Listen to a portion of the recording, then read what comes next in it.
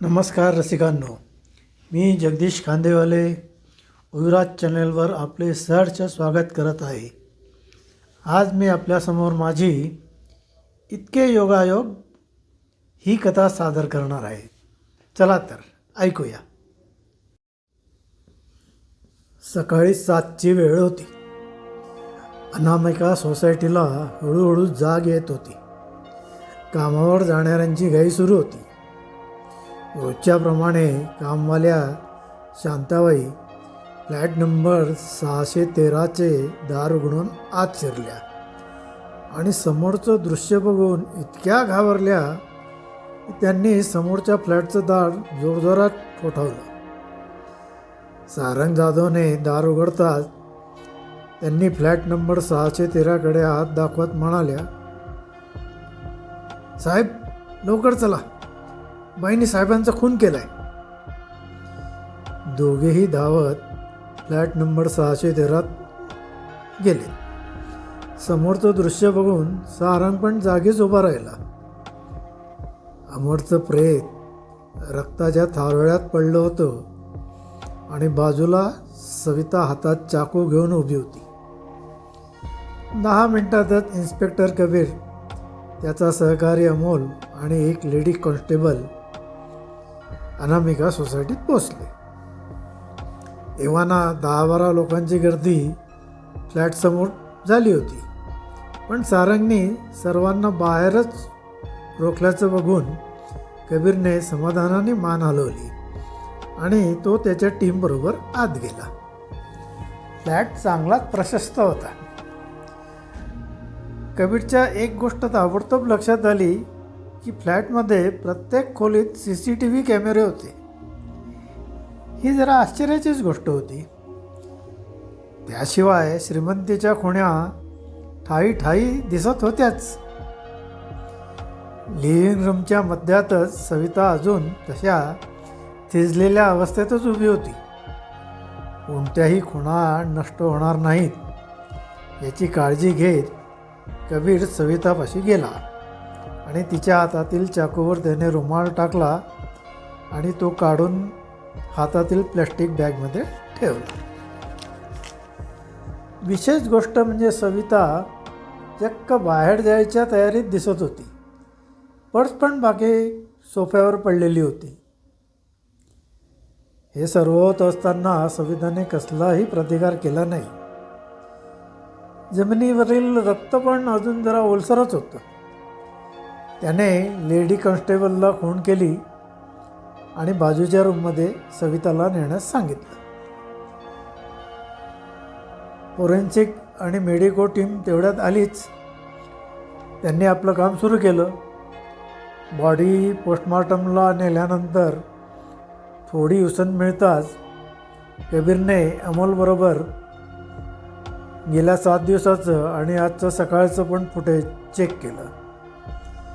सकाळी 6 वाजताच्या दरम्यान सविता अमरवर सपासप वार करत असताना स्पष्ट दिसत होती.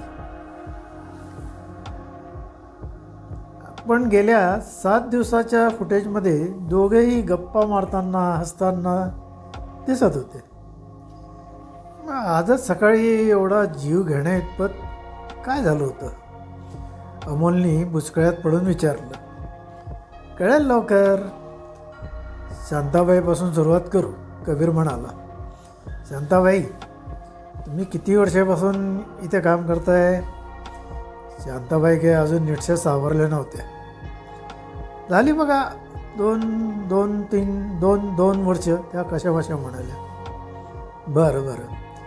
या दोघांचं काही आपसात पटत नव्हतं, खूप भांडणं व्हायची वगैरे, असं काही होतं का? "नाही, तसं काही नाही. पण बाईचं कामात लक्ष नसायचं, एवढं खरं आहे." "म्हणजे?" "दूध उतू गेलं तरी बघत बसायच्या, गॅस चालूच ठेवायच्या, गिझर बंद करायला विसरायच्या, अशा बारीक बारीक गोष्टी खूप होत्या. म्हणून तर साहेबांनी सगळीकडे कॅमेरे बसवले. काही गडबड वाटली तर ऑफिसमधून बघायचे आणि मला फोन करायचे." "बरं, ठीक आहे, तू जा आपल्या कामाला." सारंगने एव्हाना अमरच्या वडिलांना संपर्क केला होता. ते पण तासाभरात झाले. 70च्या दरम्यानचा असलेला हा उंचापुरा माणूस पुत्रवियोगामुळे खचला होता, स्पष्ट दिसत होता. कबीरने घटनाक्रम वर्णन केला आणि विचारलं, सविताच्या आजारपणाबद्दल वगैरे काही तुम्हाला माहिती आहे का? नाही, पण ती डॉक्टर देशमुखांकडे ट्रीटमेंट घेते असं काहीतरी अमर एकदा म्हणाला होता खरा. बरं. नंतर कबीर सविताकडे गेला. ती अजूनही तशीच शून्यात बघत बसली होती. काही बोलली का? कबीरने लेडीज कॉन्स्टेबलला विचारलं. नाही, तिने मान्यानेच सांगितलं. जरा पाणी आणते का? त्याप्रमाणे तिने पाणी आणताच कबीरने सरळ त्या पाण्याचा सपकारा सविताच्या तोंडावर मारला. दचकून सविता ओरडली, कोण तुम्ही? हे काय करताय? मी इन्स्पेक्टर कबीर. तू अमरचा खून का केलास? मी अमरचा खून केला? मला काहीच आठवत नाही. काल रात्रीपासून काय काय आठवतं तेही सांग. काल रात्री मी झोपेचं औषध घेतलं आणि झोपी गेली, एवढंच मला आठवतं. आता मात्र ती व्यवस्थित बोलत होती. कोणती औषधं? डॉक्टर कोण? काही न बोलता तिने पर्सकडे खूण केली. अमोलने पर्समधून काही गोळ्या आणि एक प्रिस्क्रिप्शन बाहेर काढलं. डॉक्टर देशमुख? हो, पण मला माझ्या वकिलाशी बोलायचं आहे.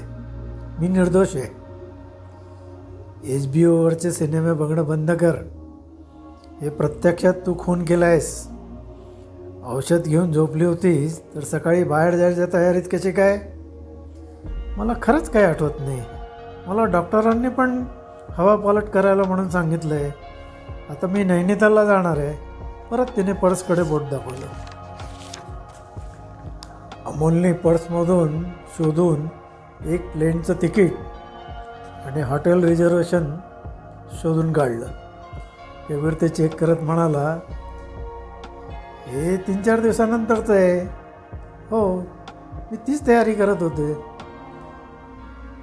ती ट्रॅव्हलर्स बॅगकडे बोट दाखवत म्हणाली. सविताचा मोबाईल, प्लेनचं तिकीट आणि हॉटेलचं बुकिंग स्लिप अमोलकडे देत कबीर म्हणाला, अमोल, हिच्याबरोबर लेडीज कॉन्स्टेबल दे आणि एक माणूस दे. मेडिकल करून घे. त्याप्रमाणे व्यवस्था केल्यावर अमोल कबीरला म्हणाला, सर, अगदी ओपन अँड शट केस आहे. तुम्ही सविताशी जरा जास्तच कठोरपणे वागताय.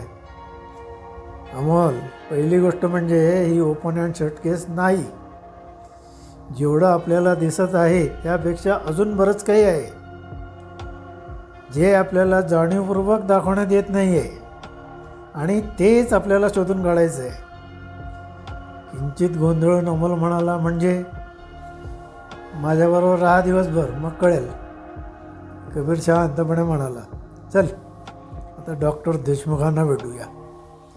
जाताना ते पापाजींना परत एकदा भेटले. सहज सांत्वना केल्यावर कबीरने त्यांना विचारलं की अमरचा स्वतंत्र व्यवसाय होता की भागीदारीत होतं? छे, माझा बेटा अतिशय होतकरू होता. त्याचा स्वतंत्र गारमेंट एक्सपोर्टचा व्यवसाय त्याने स्वतःच्या हिमतीवर वाढवला होता. आज सहज 40-50 कोटीची उलाढाल असेल. बरं, काही लागलं तर जरूर फोन करा. आपला नंबर त्यांना देत कबीर म्हणाला. बाहेर पडताच कबीर अमोलला म्हणाला, म्हणजे अमरची प्रॉपर्टी सहज 50 कोटीच्या घरात असली पाहिजे आणि इतक्या तरुणपणी त्याने मृत्यूपत्र पण केलं नसणार. त्यामुळे सर्व प्रॉपर्टी पत्नीकडे जाणार. कळलं? पहिला अँगल मिळाला. तोपर्यंत ते डॉक्टर देशमुख यांच्या दवाखान्यात पोचले होते. डॉक्टरांना कबीरने सविस्तर घटनाक्रम सांगून विचारलं, औषधाच्या प्रभावाने असं होऊ शकतं का? डॉक्टर म्हणाले, काहीतरीच काय, सविताला माइल्ड डिप्रेशन होतं. ती 6 महिन्यापूर्वीच पूर्ण बरी झाली होती. सगळी औषधं बंद आहे. ह्या प्रिस्क्रिप्शनवरची औषधं जनरल हेल्थची आहे. आणि परवाच तिचा चेकअप झाला होता. He is fit and fine. मग ते दूध उतू जाणं, गॅस चालू राहणं वगैरे त्या गोष्टी काय, अहो ते कोणाकडूनही घडू शकतं. आणि एवढं सगळं झालं, पण तिला स्वतःला कधी काही लागलं का? धन्यवाद डॉक्टर म्हणत दोघेही तिथून निघाले. सविता एवढा मोठा कट स्वतः तर काही रचू शकणार नाही. तिला असं करायला लावणारा किंवा उचकवणारा कोणीतरी असला पाहिजे बघ. आणि अमोल, तो तुझ्या खिशात आहे. म्हणजे सविताचा मोबाईल तो चेक कर. कोणी मित्र, सखा, सोबती जरूर सापडेल बघ. त्याप्रमाणे कॉल हिस्ट्री चेक केल्यावर शहरातील लक्ष्मी मॉलचा मालक आलोक याचा नंबर सापडला आणि जोडी लक्ष्मी मॉलवर धडकली. साहेब अर्जंट मीटिंगमध्ये आहेत, 1 तासाने भेटतील, आलोकची सेक्रेटरी म्हणाली. मॅडम, आम्ही वर्गणी मागायला आलो नाही, कुणाचा तपास करतोय. त्यांना बाहेर बोलवा, नाहीतर आम्ही आज जाऊ, अमोल शक्य तितक्या नम्रतेने म्हणाला. अमोल, यावेळेस प्रश्न तू विचार, मी फक्त निरीक्षण करेल, आलोक बाहेर येताच कबीर म्हणाला.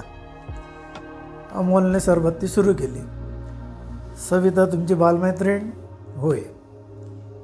तिने अमरचा खून केला तुम्हाला माहिती आहे? होय.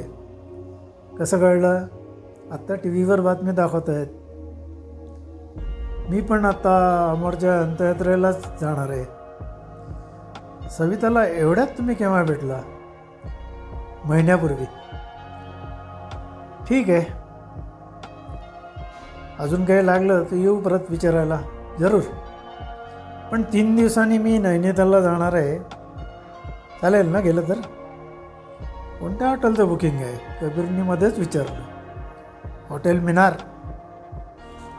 ठीक आहे. बाहेर येताच अमोल म्हणाला, सर हा तर क्लिअर वाटतोय. परत तेच सांगतोय तुला, दिसतं तसं नसतंय. पोलीस स्टेशनवर पोचताच त्याची एक सहकारी सबीना लॅपटॉपवर काहीतरी बघण्यात इतकी गर्क झाली होती की कबीर मागे येऊन उभा राहिला तरी तिच्या लक्षात आलं नाही. काय चाललंय असं कबीर म्हणताच ती दचकली आणि उभी राहिली. काही नाही सर, ॲमेझॉनवर जरा घड्याळं बघत होती प्रेझेंट द्यायला. कबीरने जरा निरखून बघितलं. स्क्रीनवर बरेच जेंट्स लेडीज घड्याळ दिसत होती. 4-5 फोटो तर जेंट्स आणि लेडीज अशा घड्याळांची पेअर दाखवली होती. ही अशी पेअर का दाखवली आहेत? कबीरने विचारलं. अहो सर, ती जोडीने घ्यावी लागतात एकमेकांना प्रेझेंट द्यायला, सबीना हसून म्हणाली. असं होय, बरं, हे मला माहिती नव्हतं. माहितीबद्दल थँक्यू, फार छान उपयुक्त माहिती दिली. आणि सबीनाला तसंच संभ्रमात टाकून कबीर जागेवर गेला. त्याने लगेच आलोकला आणायला 2 पोलीस पाठवले. आलोक येताच सविताला पण बोलवलं. दोघांनाही समोर बसून त्याने एवढंच विचारलं, मी स्वतः कबुली जबाब देणार की मी सांगू? कसला? काय म्हणतोय तुम्ही? आलोक म्हणाला. हे बघ आलोक, माझ्याकडे दुसरेही मार्ग आहेत तुम्हाला बोलतं करायचं. तुम्ही खरंच काय म्हणता ते मला कळत नाही, सविता पण म्हणाली. ठीक आहे, अमरचा काटा काढायचा तुम्ही दोघांनी प्लॅन तर अगदी व्यवस्थित केला होता, पण फार ढोबळ चुका केल्या. सुरुवातीला कविताने ती डिप्रेशनमध्ये असल्याचं नाटक केलं, अर्थात आलोकच्या सांगण्यावरून.